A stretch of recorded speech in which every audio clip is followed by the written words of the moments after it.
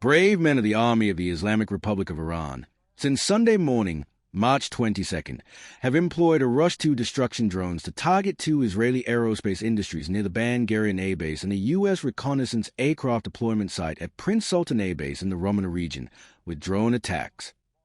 The 74th wave of Operation Promise of the Faithful Four, with the code name Ya'ya Amir al-Mu'minin Ali, peace be upon him, targeted American bases in the region, as well as in the center and south of the occupied territories, continuing pre-planned war game scenarios with new tactics and upgraded systems. The Malik Sultan Base, the U.S. Fifth Fleet, and the Komala terrorist nest were targeted by Feta 312, Chiam, and attacking drones, continuing the lightning strikes of recent days. Military bases and security centers in Tel Aviv, Yokneam, and Ramat Gan were also powerfully destroyed on Sunday morning following direct hits from the Kaibashkin, Quds, and Khorram Shafur missiles. A few hours ago, the 75th wave of Operation True Promise 4 was carried out against Zionist and American targets.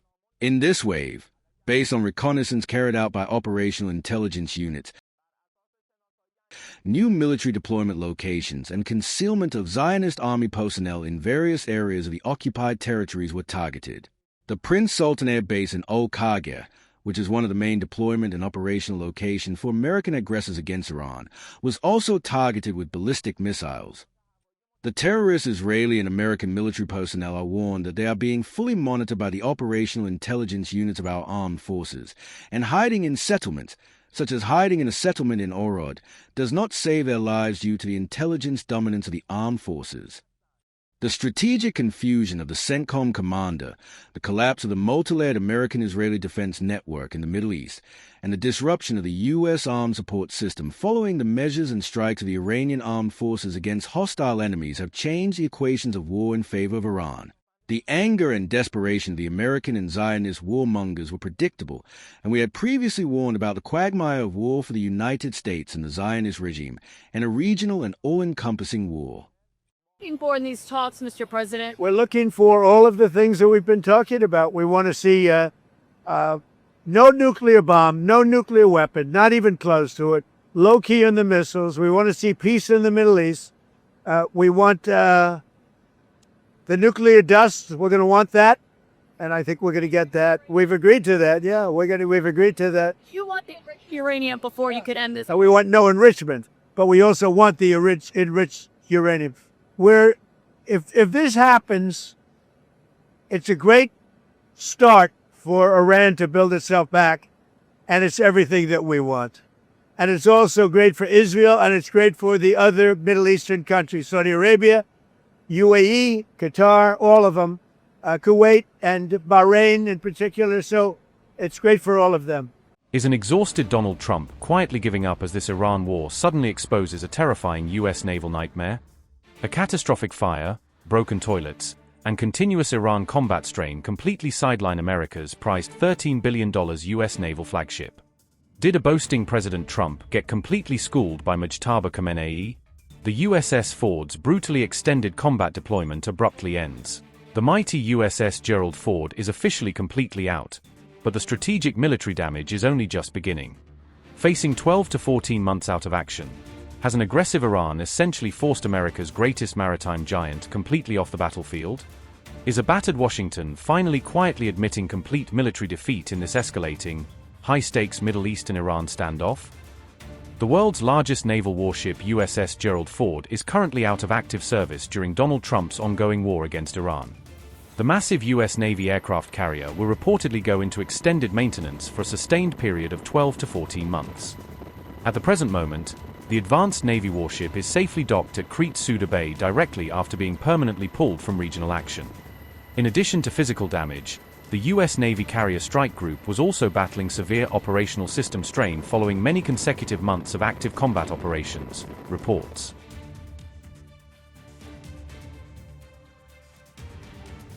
The USS Gerald R. Ford faced a significant operational setback directly after an alleged structural fire broke out in the warship's main laundry room. The USS Gerald Ford's roughly 100 internal berths are allegedly completely displaced following the severe laundry room blaze that occurred on March 12.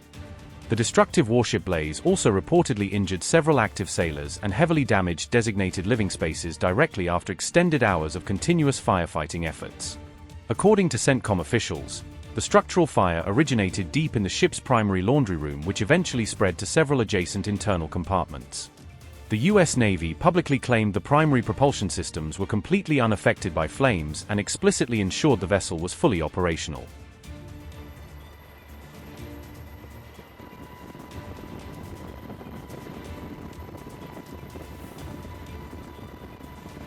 The active warship's historically extended deployment route, originally running from the Caribbean directly to the Red Sea, further severely mounted internal maintenance issues.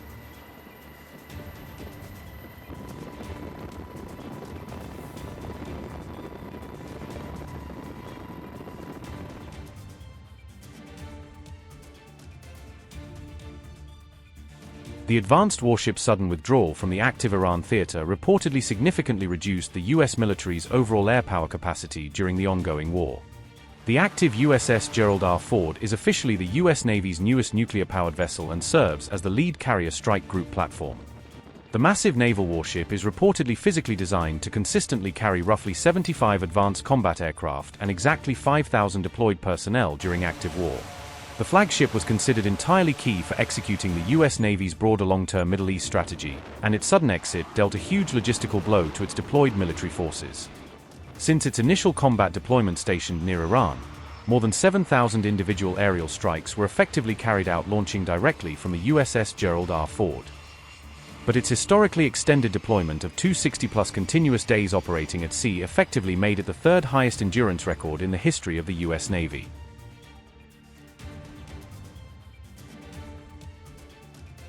Directly after the destructive blaze, new reports emerged suggesting that various Gerald R. Ford sailors deliberately intentionally set the internal fire themselves. Severely exhausted and heavily strained active duty sailors allegedly directly set the ship's laundry facility on fire simply to be officially relieved from continuous combat operations. Some speculative media reports openly suggested there was actually no internal accidental fire, but rather an external Iran drone attack that successfully set the vessel ablaze. However, U.S. Fifth Fleet naval officials allegedly firmly denied that any hostile combat fire actually caused the destructive ship blaze that day. Meanwhile, the U.S. military has also been facing significant operational blows directly to its regional air power, strictly due to Iran's continuing military retaliation. Recently, an active U.S. F-15 combat jet was violently shot down operating in Kuwait, but America quickly claimed it was strictly due to accidental friendly fire. Previously, on March 1st, 3 separate F-15E fighter jets were mistakenly shot down, occurring in multiple separate combat incidents recorded over Kuwait. Meanwhile, America's most advanced operational F-35 stealth jet was also dealt a huge physical blow while participating directly during a recent Iran combat mission. On March 19th, Iran officials claimed it successfully detected and accurately struck America's $100 million highly advanced stealth fighter jet mid-flight.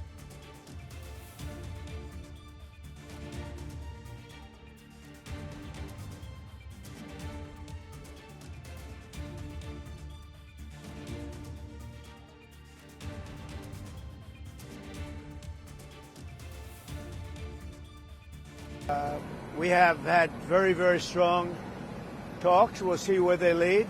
We have major points of agreement. I would say almost all points of agreement. Perhaps that hasn't been conveyed. The communication, as you know, has been blown to pieces. They're unable to talk to each other. But we've had very strong talks. Mr. Witkoff and Mr. Kushner had them. They went, I would say, perfectly. I would say that if they carry through with that, it'll end that problem, that conflict, and I think it'll end it very, very substantially. We have very much in mind our partners in the Middle East. We've had great relationships with a lot of them, as you know. A lot of them were surprisingly hit, and I was surprised to see it, and so was everyone else. But we have, they're very much in mind in the discussions. So the discussions took place yesterday. They went into yesterday evening. They want very much to make a deal. We'd like to make a deal too. We're going to get together today by probably phone, because it's very hard to find a country. It's very hard for them to get out, I guess. but we'll at some point very, very soon meet. We're doing a 5-day period. We'll see how that goes. And if it goes well, we're going to end up with settling this. Otherwise, we'll just keep bombing our little hearts out. Who is Steve Witkoff speaking with, Mr. President? A top person. Don't forget, we've wiped out the leadership phase 1, phase 2, and largely phase 3. But we're dealing with the man who I believe is the most respected and the leader. It's a little tough. We've wiped out everybody. Is that the Supreme Leader? No, not the Supreme Leader. We don't. Well, nobody heard of the second Supreme Leader, the son. Are these direct? Nobody. We have not heard from the son. Every once in a while, you'll see a statement made, but we haven't. We don't know if he's living. But the people that seem to be running it, and they seem that based on really fact, because things they've said have taken place. Mr. President, I can't.